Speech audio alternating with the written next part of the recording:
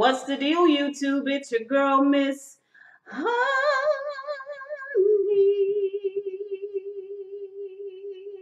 Welcome back to the channel, you guys. Welcome back. It's your girl, Miss Honey. Today is Wednesday. Happy Hump Day. I hope everybody is having a good day. I hope everybody is staying safe and dry, and we're able to find shelter and safety from this Hurricane Michael that we're having now. I am in Atlanta, really outskirts of Atlanta, and we are really feeling the torrential downpour of rain and wind, and just I can't imagine how the Florida Panhandle is handling all of this right now. But my prayers go out to everyone. So that's where we are with this, and I just wish everybody well. So you guys remember to check on your loved ones and friends who are in and about the Florida Panhandle area, Panama City, Pensacola. Just check on people, see how they doing. You know what I mean? Okay, so listen, it's Wednesday, which means Greenleaf, right? And as y'all can see, I have concocted a crown here for you guys. All right. A holy crown for you guys. But let's talk about Greenleaf, you guys. Okay, so new to my channel. We do this every Wednesday for Greenleaf, Queen Sugar. I do several other reviews out there. Check me out. If you're new, you enjoyed this review, think about subscribing, and hit that bell right next to it so you don't miss any of my videos. As well as comment down below, and don't forget your thumbs up, okay? So this is season 3, episode 7. That was then.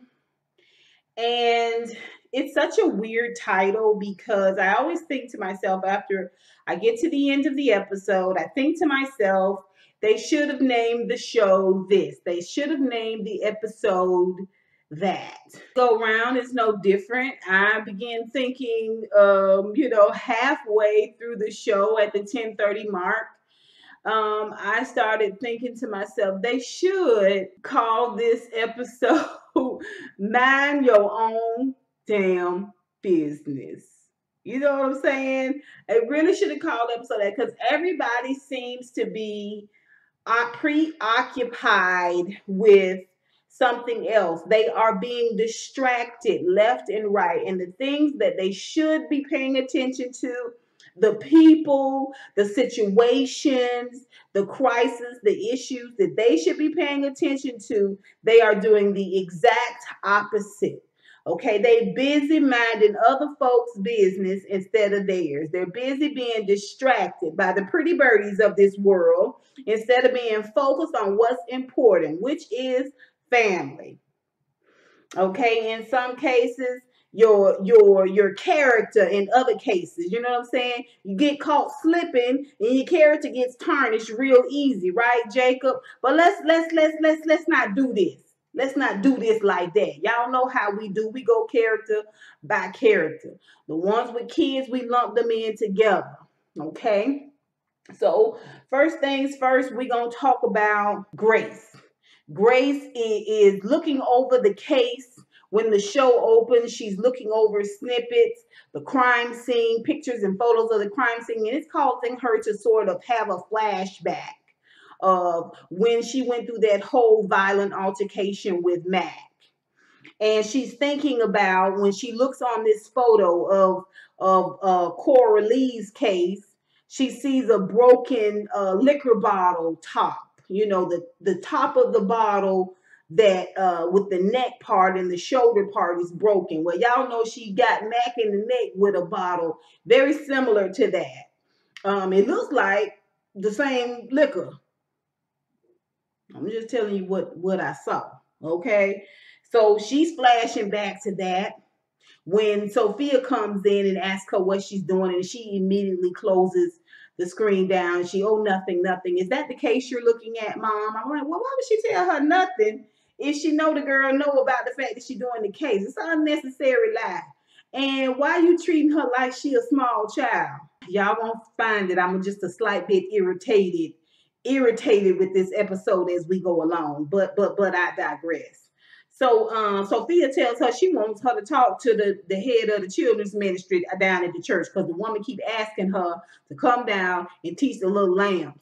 And Sophia don't want to teach the little lambs because she ain't not feeling God right now. She's not feeling God and his whole program about increasing her faith and testing her. She's not into that, even though that was the last little sermonette that she taught the little lambs about blind faith in spite of what you can and cannot see. But the grief is too much for her to think logically in that fashion. And she's kind of snippy with her mama. Mama's like, well, you want me to talk to her. She won't take no for an answer. Yes, I would like you to speak with her. I don't want to go back. Please have a word with her. Well, won't you reconsider? Just do it, mama. Just do it. And walks on off. I was like, oh, okay. Okay. All right. Got my good eye on you, Sophia. Got my good eye on you. I just want to see how far you're going to go with this. Later on, she goes on down to the church. Grace goes on down to the church. And she is immediately confronted by Lady Mae. Lady Mae has a special request for her, but she has made up in her mind that she is going down to the jailhouse to see Coralie. She got to talk to Coralie for herself. Now, Grace is just over the legal defense fund. Grace, if I'm not mistaken, is not a lawyer. If I'm not mistaken, and y'all tell me if I missed that somewhere, and she is in fact a lawyer. Huh? Let me know, because it just seemed like to me, if she really is a lawyer, she would just have just a little bit more critical thinking properties than what she has right here. Just a little bit more critical thinking. But I digress. Anyway, she get Lady Mae all the way together. Later on, she go on down to the jailhouse, and she's getting ready to sign in. And maybe she is a lawyer because they letting her see the woman, huh? And they letting her take a briefcase in, a attaché in. She sees the DA who was on her case when she had this situation with Matt, where she ended up having to stab him in his neck and figure four him and come off the top ropes and break his neck because he tried to kill her. All right, so the guy says, I'm the DA that you chose not to prosecute you in your case with your uncle. And she was like, oh, okay. And he says, yeah, so you here to see Coralie? And she's like, yeah. And he was like, look, that case ain't what you think it is. It's not what you think it is. You might want to look a little deeper because it's a lot going on there. What do you think? Well, what are you talking about? She gets immediately defensive. Why should I listen to you? I'm like, girl, aren't you supposed to be gathering evidence? Aren't you supposed to be putting together some things to figure out if this is a good case for you guys? You're just going strictly on emotion. You don't want to hear anyone else's side, take, plan, whatever. You don't want to hear any of that. Really? Okay.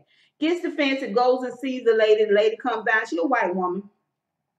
Come down. She immediately tells Grace she don't know why she there. You're there from the church. I don't believe in the Lord, so I'm not really sure why you're here. And I don't, she's giving us this tough, hopeless standpoint, where, she just, if she's acting like she blacked out, but she do it again. And she's sick of the threats. And, he threatened the kids. And he beat your children too. Nobody threatened him every time he wanted to do, whatever he wanted to do. Well, anyway, the woman goes on and she tells the woman not to lose hope, not to lose faith. Grace goes on back home and she talks to Darius.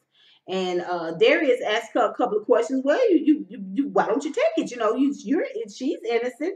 And she made a comment about what the DA said. And he was like, well, just like you were innocent too, right? And she was like, goes to the window, looks out the window long, and he was like, right, Grace, right? And she is just like, yeah. So evidently she feels some remorse about the fact that when he was stabbed in the neck, after he tried to choke the ever-living crap out of her, and she told, he wanted her to get an ambulance, get me from here. And she was like, not till you tell me where my daughter is. And in that interim, he died. And I guess she's supposed to be feeling some guilt about this. Grace, where is your baby? Where is your baby? Can't you see your baby going through? It ain't even just about your baby not going to church, but maybe you want to take some time out with your child. How you gonna take this whole other woman's case on, of which you know very little about? And again, is Grace a lawyer? Is Grace a lawyer? Is she?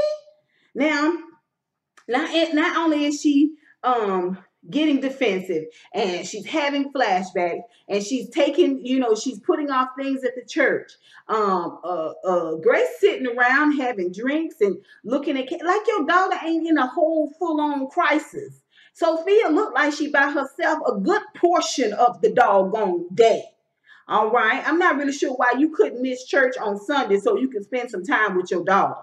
Okay, y'all can sit together and talk together and fellowship together. You guys probably have some similar things in terms of faith, that you could talk about. But what are you doing? You out here trying to act like a whole lawyer, ignoring all the warning signs that you are being set up, left and doggone right. She get home from talking with Darius, and Sophia is sitting around the commode crying, tearing the pages out of the Bible that her granddaddy gave her when he baptized her, and flushing them, throwing them in the toilet. And Grace is coming in like blood is everywhere.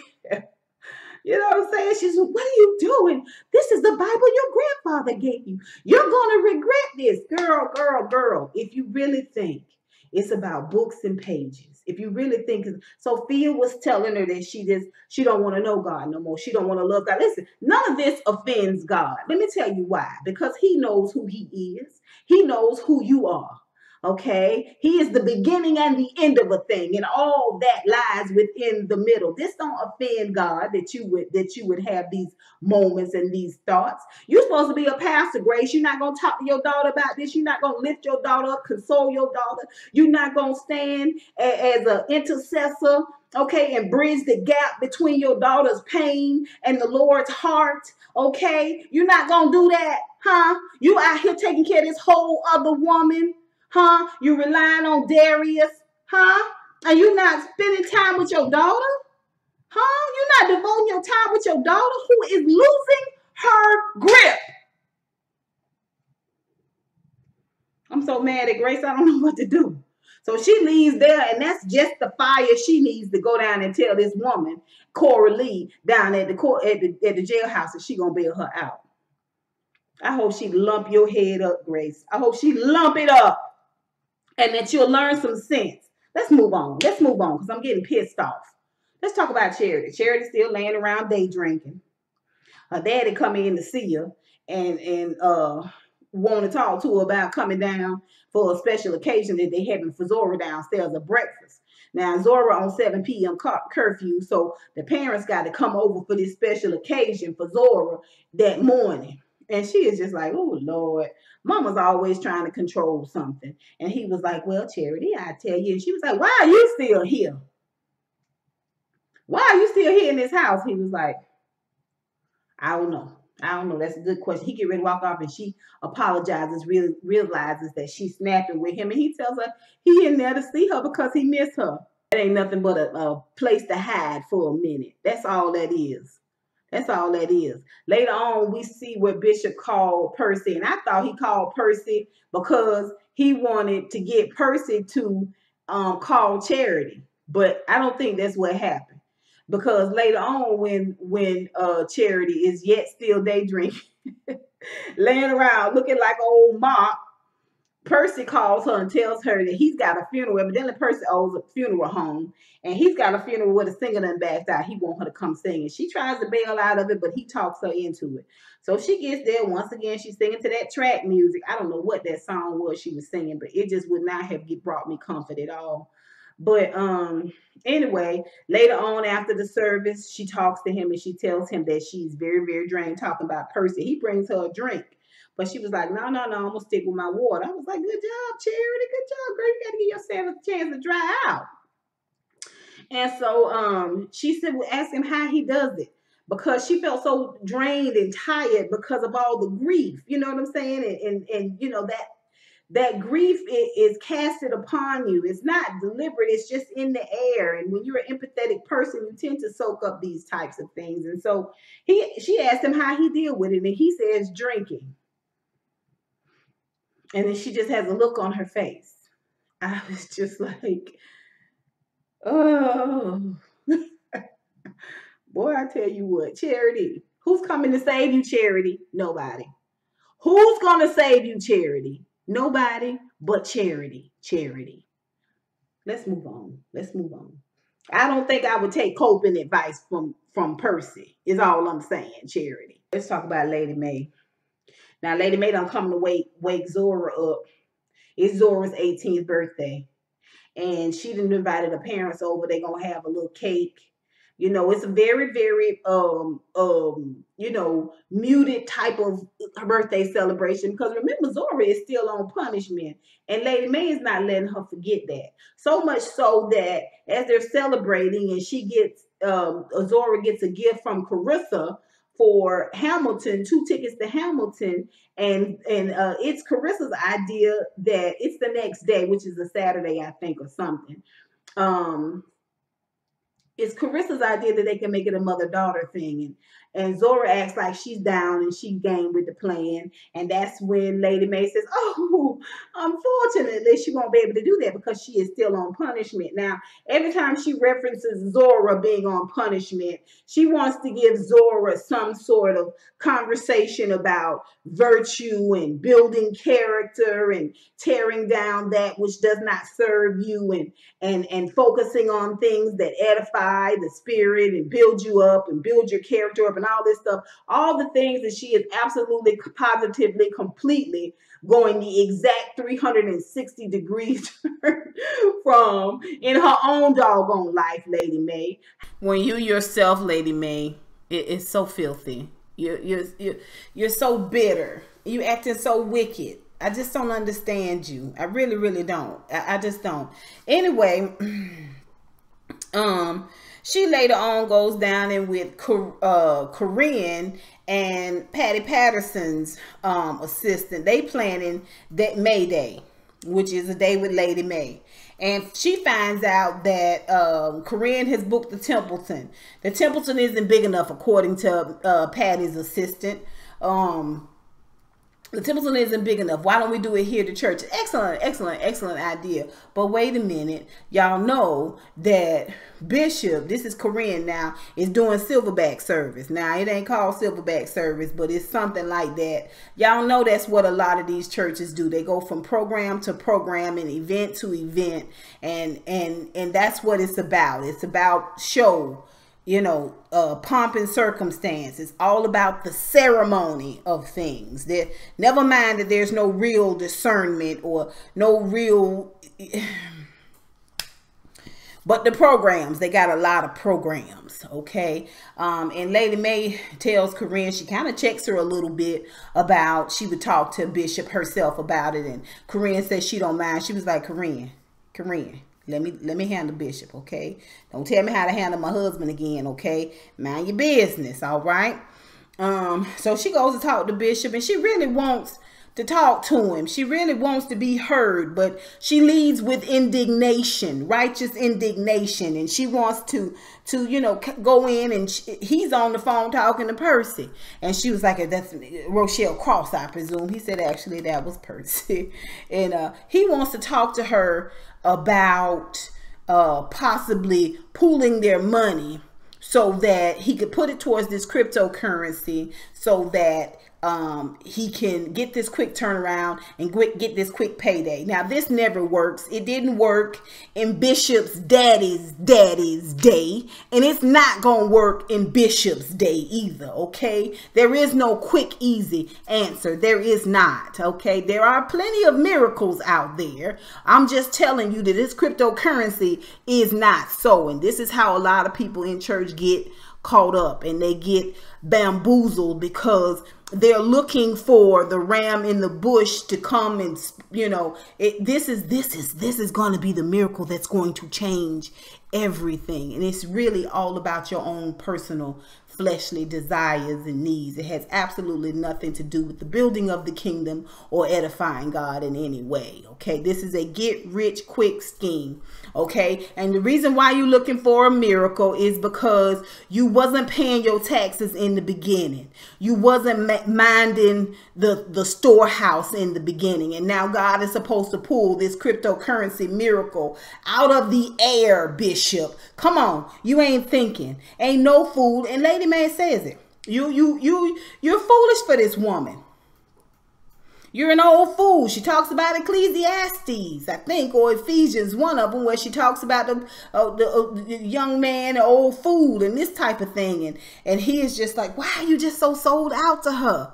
Why don't you understand? And she said she ain't giving a dime of her money. She ain't giving a dime of her money. She won't do it. Okay, and she goes on out. When I tell you them jeans, them pants, whatever them pants was Lady Mae was wearing, baby, they had her body slamming. She looked good. The girl looked good. Okay, so she leaves there. Corinne goes to talk to Bishop to get him to sign off on some checks, and he sees where there's extra security, and this is how he finds out that May Day is going to be at the church the same time as his Silverback event. And so his security, and Corinne tries to clean it up, but he goes immediately to see May, and he asked May about, so you having, when you gonna tell me you was having a function here? Well, I was gonna tell you, but we just got our deposit back from the temple. And he was like, why can't Patty Patterson pay for her own security and some accoutrements? Do you understand, James, that this is going to be big? She draws a big crowd. This is going to be good for our church. When they say that, they mean offering. When people say it's going to be good for you and me, that means we both going to make some money. That's what that means. I've been in church a long, long time. Okay, I've been a pew warmer and I've been a behind the scenes person, both administratively and in the hospitality field. Okay, so I'm telling you what I know. What she's saying is Patty going to make a little change and they going to make a little change. All right, this is going to be a win-win for all of us. And Bishop decides to suck it up. He says, let me remind you, after all of this May Day, heyday stuff, okay, that you still supposed to be getting the heck out of Dodge. And she was like, well, we'll see. We'll see. Yeah, okay, Bishop. You can't see that May got a trick up her sleeve. And I'm not saying you got to be on guard from it. I'm just saying you can't see nothing. You totally blind from all of this right now. Well, later on, when Corinne and Patty Patterson's assistant come in to tell them that it's such a large catering menu that the caterers want to check right then, and Bishop is gone for the day. Well, she said, never mind, I'll pay for the caterer out of my own account, and the church can write me a check and pay me back for it later. She goes looking at the account and finds something disturbing. What? We don't know. She sends Corinne and Patty Patterson's assistant on out packing. Then she goes home. When she gets home, she sees Bishop there drinking. Okay, yet another drink. And Bishop, she confronts Bishop about the fact that he done cleaned out their joint account. And he was like, listen, you'll get it back in 2 weeks' time. Bishop, you the dumbest. You about the dumbest. Boy, I tell you what. They go back and forth, and she tell him he got to get the hell out immediately. He said, I've already called Percy. This is what he was calling Percy for. And I'll be gone tomorrow morning. She said, oh no, you'll leave tonight and take everything, every stitch with you. Okay, take your mustache comb. Okay, take your orthopedic shoes. Take it all. And don't come back here. Do not come back here. Okay, so he goes with a heavy heart on over there to Percy. Let's talk about Bishop. Okay, so like I said, Bishop calls Percy. In walks May. He also, we see the exact moment when Rochelle comes over and he gives her a check. Once again, he got a drink in his hand. He gives her a check, and the check, she says, oh, you found some extra money. Yeah, he did, girl. It wouldn't be a good scam if he didn't clean every nook and cranny. I'm talking about the cup holder in the car. He done checked all the sofa cushions. Okay, he done knocked all the baby's banks over, everything. He done cleaned out everything. okay, to give you all of the money because, okay, I'm not just going to be any old fool. I'm going to be the biggest fool I can possibly be. If we're going to muck this thing up, let's do it right. Come to find out, that's the money he done took out of Mae's, out of their joint account. Okay, this the incident that got him kicked out early from over there at his house with Mae. Now let's talk about Jacob. Okay, and Carissa and Sophia. Zora. Okay, so of course Carissa is against the fact that Mae wants to go hard on this punishment thing, especially since she's looking forward to a mother-daughter day with Zora. She pleads with Jacob, and Jacob tells her absolutely not. You know what I'm saying? And why not? You know, a little tough love is not. And she becomes season 1 Carissa like that. Now I know y'all seen her. She been looking all shrouded up, and they've tried to really show the difference between Carissa being kind of dowdy and matronly, and Tasha Skanks being kind of sexy and vampish, you know, type of thing. They've really done that. Now Carissa wasn't like this season 1. She was still a very conservative individual, but she wasn't like she is now, all meek and mild. But she rears up at Jacob and tells him she saved him from the muck and mire. Who made your mama an expert? I had to tear you down and rebuild you from scratch. They had messed you up so bad. And he was like, whoop. And he said, look, she said, never mind, I'll talk to your mama myself. And she walks off. Okay, she storms out. Later on, when he's sitting in the office and he's signing some paperwork and Tasha Skanks is there, and she's just like, what's going on? Talk to me. Now, she probably has been listening through the vents or outside the door when all of this stuff happened. She knows something's going on.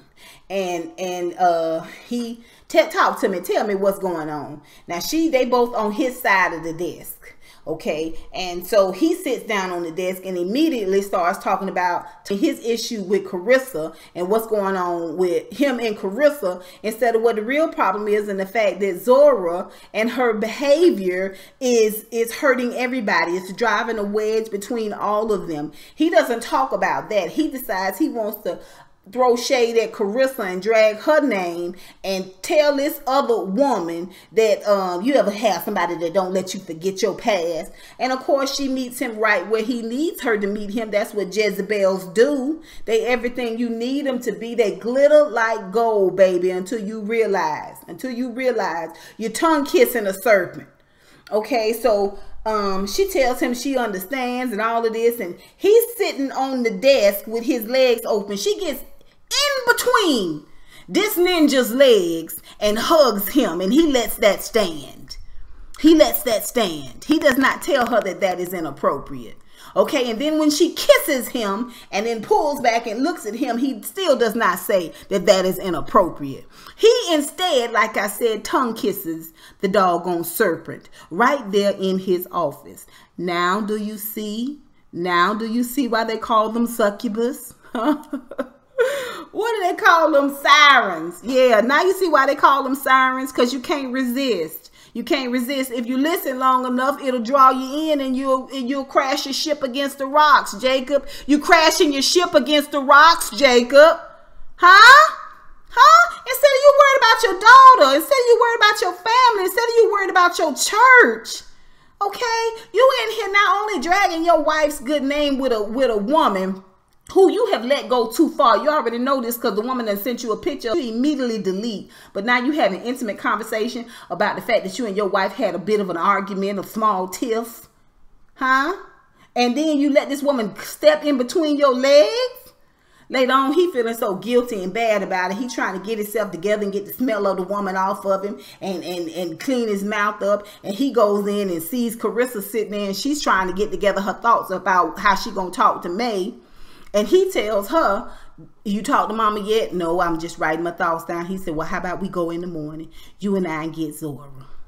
And she is so happy. I love you, Jacob. And I'm so sorry that I said those things that I said to you earlier. I shouldn't have said that. That was wrong. And she lays his head on his chest, and he feels bad. Later on that next morning, they packing up Winky, and they going to get her. Mae don't know, and Zora don't know. Okay, so then we see Zora back at the room at Mae's house looking like Mavis McCready, baby. If she didn't look like Mavis McCready, going walking back and forth to their closet, taking out one piece at a time, and Mae is talking to her, and she want her to take over the little lambs. Why don't you take over the little lambs? I'm not doing that, Granny. Well, what do you mean you won't do it? That's all real. Don't you know the Bill's the character of the sunshine and the rain, and you got to be sweet and kind, and this will help you get into heaven, Zora. If you, she said, what I just tell you, I told you no, didn't I, Granny? And she said, well, why? She said, because I'm 18 now. I ain't got to do jack y'all say. And she get that little small bag that she ain't bought with the clothes that she ain't bought, okay, and walk out in the shoes she ain't bought, down the steps of a house that she ain't bought, and out the door. And that is how the episode ends, okay? We got a full-on crisis, all right? The sins of the father are visited upon the children. We seeing it on every hand. Instead of Mae having some kind words for Bishop, really, just talking to the man, just expressing herself, even if it's emotions about how hurt she is, just talking to Bishop in that way will show him that she is a compassionate woman, will show him that she is not opposed to coming together, even if they not staying together, just coming together to keep the family together, to lift the family up, to keep the church whole. Okay? She not coming in peace. She want peace, but her pride and her bitterness won't let her do it. Okay? You just as much fault as fault in this as Bishop is, because you got so much stuff between you and what's right and doing what's right, Mae. You're so busy preaching to other folk and talking down to Grace, and you got Charity at your house drinking, day drinking and popping pills. You got strangers coming in from outside to help your daughter Charity, and you the doggone first lady, and you having a May Day to empower the women. She changes everything. Ain't Charity a she? Huh? Okay. But let your pride and your bitterness set fire to your family, huh? And mow them all down. Go ahead, just like Grace. Go ahead and be tending to stuff and things and staying busy and trying to look like you righteous and you doing the right thing. And what you should be doing is seeing about your family, seeing about your children, seeing about those things that are important. Jacob, everything but the right thing. How many times do you have to be tested in this fashion, Jacob? How many times do you have to be tested? How many times do you have to start over before you finally realize how you can pass this test? By having some discipline, okay? By having some common sense. Are you not praying? Are you not praying? Are you not spending any time with the Father? Because I could have seen Tasha Skanks coming a mile away. You could have too if you was praying and seeking the Lord's face like any decent pastor should be doing. Y'all done pissed me off. Y'all done made me right mad. Y'all have. Everything but what you're supposed to be doing. And Zora is finna run off here, out here into this world and be devoured by wolves. Or come back with a baby, a belly full of cubs. If she ain't dead somewhere, if she ain't strung out somewhere. Y'all letting folks come in y'all family and pluck out the weakest amongst you. And y'all supposed to be lions in the kingdom. Anyway, y'all, that's Greenleaf. Tell me what you think. Put it down below. I know I done got emotional. Y'all let me know. Okay, everybody, be safe. I love you. Until next time, honeybees. Mwah, mwah, mwah.